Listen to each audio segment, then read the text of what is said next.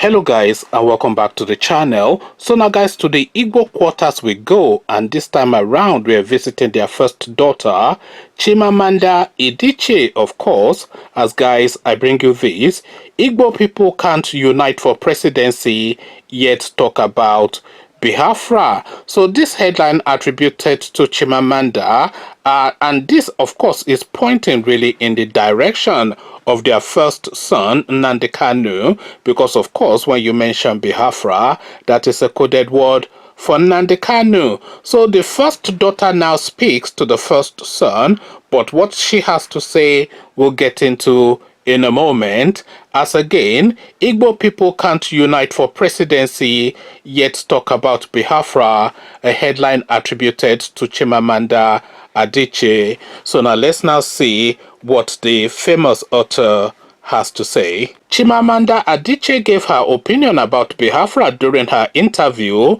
with Abuka Obi Uchendo. The renowned writer wondered how Igbos can achieve Biafra when they can't unite towards selecting a Nigerian president who is from the region.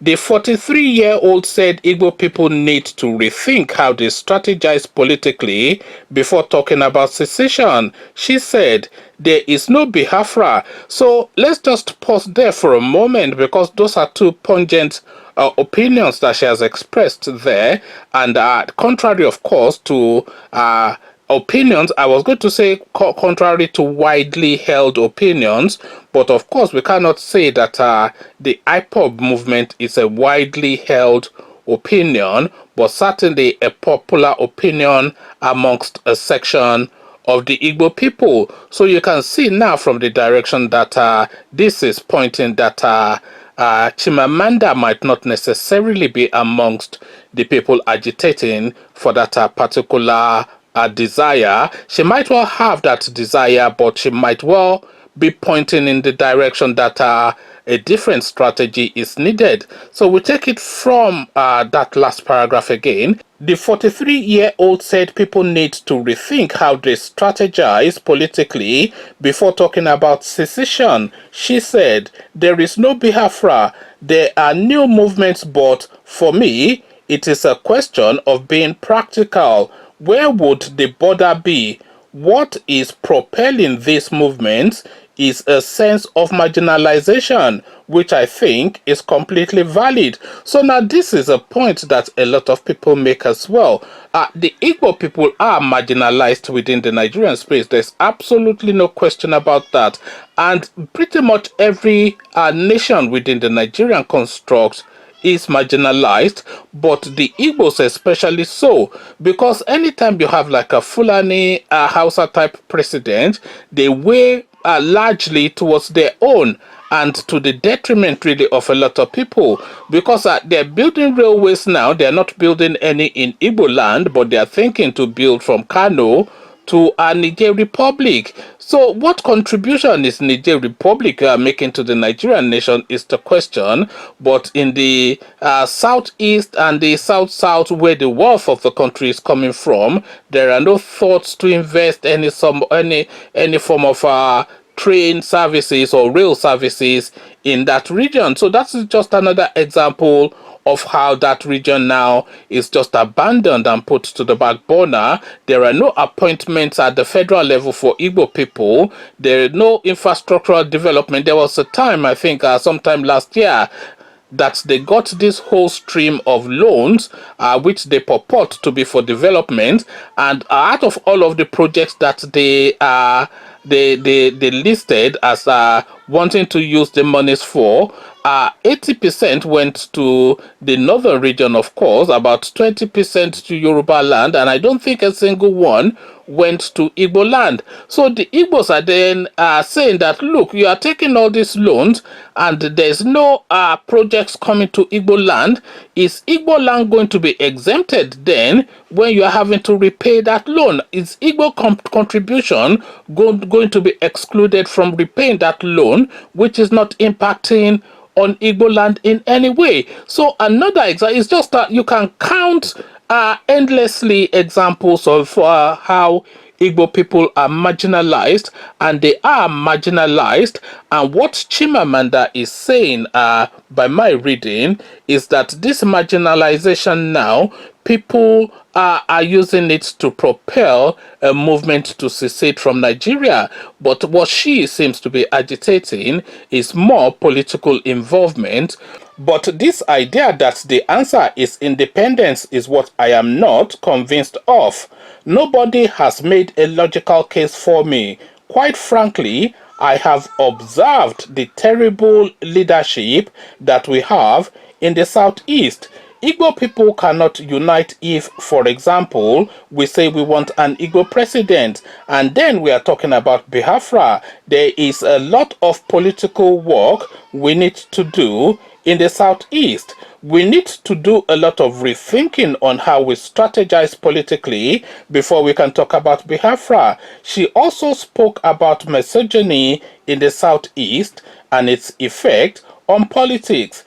She said, there are things I quarrel with in Igbo culture. It is misogynistic, as are many cultures. That is the problem.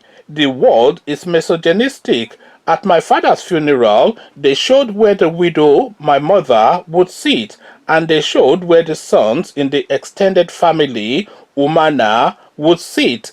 That is where those coming would present whatever they bring. It is the sons, and that is the end of it. My father had 3 daughters. There was no place for them.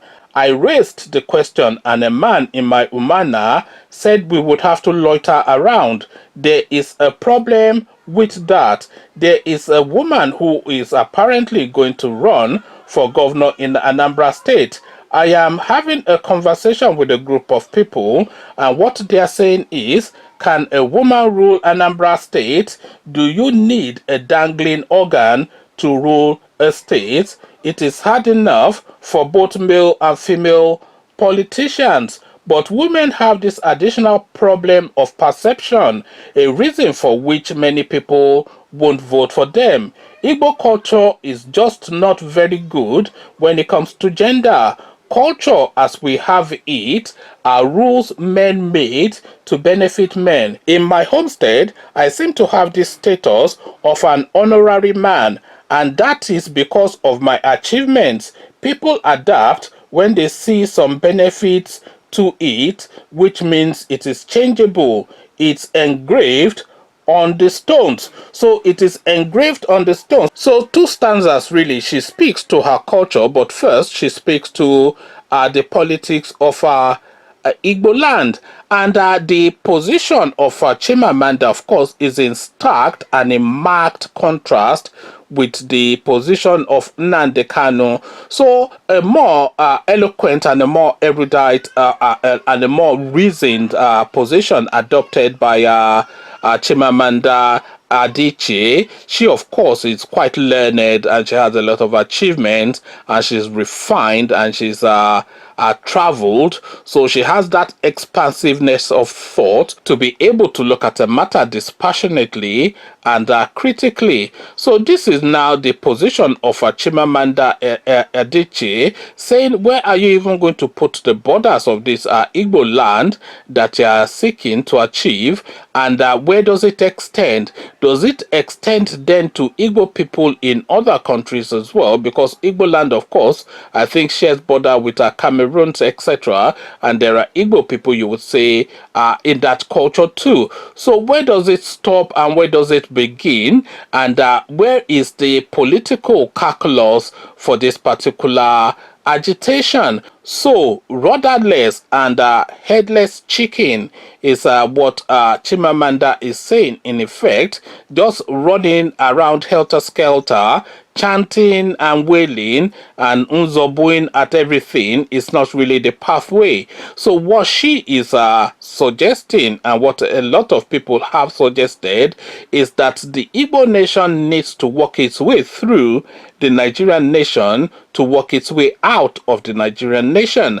And working its way through the Nigerian nation is being more politically astute and knowing how to play the politics of the land in order to achieve what you're aiming to achieve. This is really the pathway that a lot of people feel is best for Igbo people, so that if they then participate fully then within the Nigerian state, they can then make that decision that either if Nigeria is now starting to satisfy their want, or they still want a way, but then they can negotiate or maneuver themselves away politically, rather than just shouting in the far distance echoes of Efelefu and Efulefu and all this kind of thing.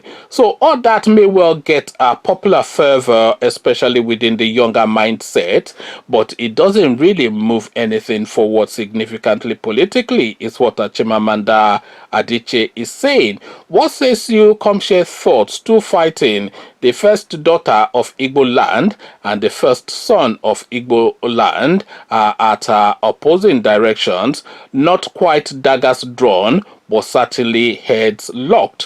What says you come share thoughts? But before you come share thoughts, click on the red subscribe button so it turns gray. The bell button notifies you every time I drop a new video. Click on like as well, because that helps with the YouTube algorithm. Once you've done all the clickings, come join me then. Chimamanda Adichie says politics should be the route out, but then of course Nnamdi Kanu would prefer the Nzobo path. So which path do you choose for the Igbo emancipation is my question, and I await your answers in the comment section. So I'll leave you here.